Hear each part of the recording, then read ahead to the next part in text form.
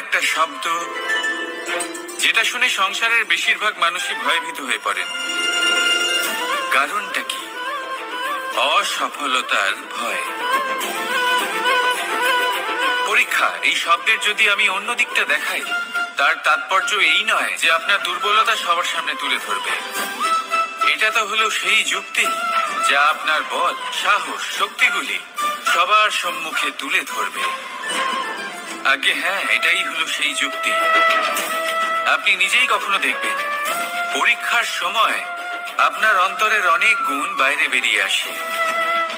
এমন কোন শক্তির উদ্ভব হয় যার বিষয়ে আপনি নিজেও জানতেন না, ঠিক কিনা? তাই এই পরীক্ষাকে কখনো ভয় পাবেন না। বিশ্বাসের সাথে নির্ভীক হয়ে এটার সম্মুখীন হন। দিনের শেষে এই পরীক্ষা শুধুই আপনাকে উজ্জ্বল করবে, আপনাকে আরো শ্রেষ্ঠ করে তুলবে। তাহলে আসুন আমার সাথে ভালোবেসে বলুন, রাধা রাধা। ভগবান আর ভুল, এই দুই একই অক্ষর দিয়ে শুরু হয়। শুধু তাই নয়, এদের দুজনের রাশিও সমান। এবারে আপনারা বলবেন যে ভগবান, ভুল, এদের মধ্যে কিভাবে মিল থাকতে পারে? অনেক বড় মিল আছে। না শুধু এ এক অক্ষর দিয়ে শুরু হয়, বরং এদের বিজয় মন্ত্রটাও এক। ভগবানকে মানুন, তাকে বিশ্বাস করুন, তাকে স্বীকার করুন। এটা করলে মনের দৃষ্টি থেকে ভগবানকে দেখা যায়, আর উনি আপনাকে সমৃদ্ধ করে তোলেন। ভুলের সাথেও এটাই ঘটে। নিজের ভুল স্বয়ং মেনে নিলে, স্বীকার করে নিলে সব কিছুই স্পষ্টভাবে দেখতে পাবেন। যেদিন থেকে আপনি নিজের ভুল মেনে নিতে শিখবেন, সেদিন থেকে সেই ভুল শোধরানোর প্রক্রিয়াও শুরু হয়ে যাবে। আপনি বুঝে যাবেন নিজের ভুল কিভাবে শোধরাতে হয়। তাই মনে রাখবেন, নিজেকে শ্রেষ্ঠ করে তোলার জন্য নিজের ভুল স্বীকার করা অত্যন্ত প্রয়োজনীয়। এই জীবনে শান্তি আনার জন্য ঈশ্বরকে মেনে নেওয়াও অত্যন্ত প্রয়োজনীয়। সবসময় নিজের গুণ এবং নিজের দোষ মনে রাখবেন। আজীবন সুখী থাকবেন। রাধা রাধা। আমরা সবসময় চাই যে এই সংসার আমাদের জ্ঞানী বলবে, বুদ্ধিমান বলবে, বুঝদার বলবে। কিন্তু মূর্খ, মূর্খ যেন কেউ না বলে। মূর্খ শব্দটা আমরা কেউ শুনতে চাই না, দূরে পালাতে থাকি। কিন্তু একটা সত্যি সবার কাছে অজানা, যে মূর্খ হওয়া হলো বুদ্ধিমান হওয়ার দিকে সর্বপ্রথম পদক্ষেপ। আপনি যত খুশি দিগ্গজ জ্ঞানী মানুষদের সাথে আলাপ করুন, যত ইচ্ছে কথা বলুন, যতই জ্ঞানের কথা আলোচনা করুন, অভিজ্ঞতা মূর্খ হবার পরেই পাওয়া যায়, তাই নয় কি? মূর্খ হবার পরে আপনি এটা বুঝতে পারবেন যে কি করা উচিত নয়। জ্ঞানী ব্যক্তি আপনাকে এটা বলবেন যে কি করা উচিত। আর এই সংসারে কি করা উচিত তার থেকেও অনেক বড় জ্ঞান হলো কি করা উচিত নয়।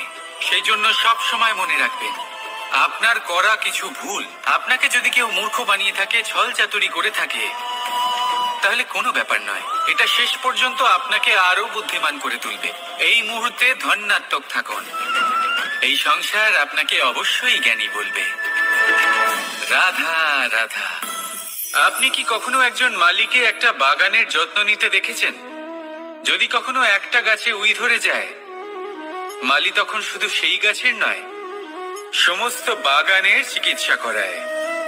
আপনারা হয়তো বলবেন, এ কেমন মূর্খতা? যখন উই একটা গাছে লেগেছে, সমস্ত বাগানের চিকিৎসা কেন করাতে হবে? এ তো অযথা পরিশ্রম করা। কিন্তু মালি খুব ভালো করে জানে যে উই হয়তো একটা গাছে লেগেছে, কিন্তু তা সমস্ত বাগানকে নাশ করে দিতে পারে। এবার মালির এই শিক্ষা, এই জ্ঞান অন্য অনেক জায়গাতে প্রযোজ্য। এই সংসারে আমরা শুধুমাত্র নিজের পরিবারের কথাই চিন্তা করি, তাদের যত্ন নিই, চেষ্টা করি যেন তারা ভালো থাকেন, সুখে থাকেন। আর সেই সময় এই সমাজের কিছু বিরোধী মনোভাব এই সমাজকে গ্রাস করে ফেলে, এই সমাজকে নষ্ট করে ফেলে। কিন্তু আমাদের নজর শুধু আমাদের পরিবারে থাকে। সেই জন্য যখন কথা ওঠে রাষ্ট্রের, দেশের, তখন তার জন্য সিদ্ধান্ত নিতে হবে, তখন তার জন্য ত্যাগ করতে হবে। আর মনে রাখবেন, যে সমস্যায় আসুক তার সমাধান পূর্ণরূপে বাঞ্ছনীয়। এই সংসারে প্রত্যেক ব্যক্তি যদি নিজের পরিবারেরও খেয়াল রাখেন এবং সমাজেরও খেয়াল রাখেন এবং সঠিকভাবে এই দেশেরও খেয়াল রাখেন, তবেই এই দেশ সম্পন্ন হতে পারবে। তাহলে আপনিও সেই প্রয়াস করুন আর আমার সাথে ভালোবেসে বলুন, রাধা রাধা। কথায় বলা হয়, জীবনে ভালোবাসাই হলো সুখের মূল।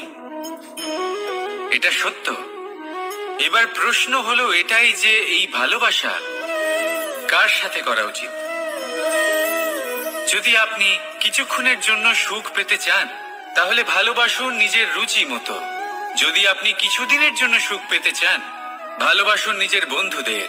যদি আপনি কয়েক মাসের জন্য, কয়েক বছর বা অনেক বছরের জন্য সুখী হতে চান, তাহলে ভালোবাসুন নিজের পরিবারকে, মাতা পিতা, নিজের সন্তান, স্বামী স্ত্রী, নিজের আত্মীয়দের। কিন্তু যদি আপনি চিরকালের জন্য সুখী হতে চান, তাহলে ভালোবাসতে হবে শুধু নিজের কর্মগুলিকে। কারণ সম্পর্ক যেমনই হোক না কেন, কখনো না কখনো ভেঙে যাবেই। এই সংসার হলো এমনই যে যাদের সঙ্গ আমরা পাই, তাদের সঙ্গ একদিন ত্যাগ করতে হয়। শুধু কর্মই হলো এমন এক সঙ্গ যা কখনো আপনাকে ত্যাগ করবে না। আপনার মৃত্যুর পরেও এই কর্ম আপনাকে বাঁচিয়ে রাখবে। তাই সবসময় মনে রাখবেন, এই কর্ম ধর্ম মনে করে পালন করা উচিত। জীবনের শেষ মুহূর্ত পর্যন্ত কর্মকে ভালোবাসুন।